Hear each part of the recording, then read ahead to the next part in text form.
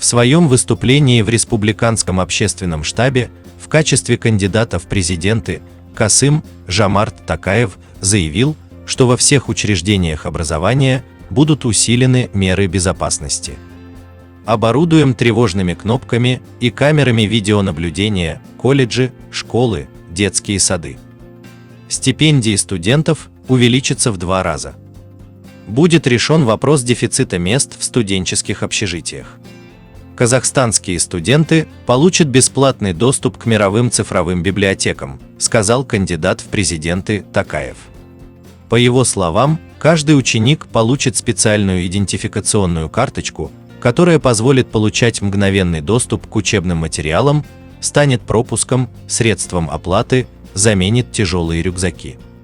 Напомним, 21 октября, после завершения регистрации Центризбиркома кандидатов на выборы президента Казахстана, начал свою работу Республиканский общественный штаб в поддержку кандидатуры действующего президента.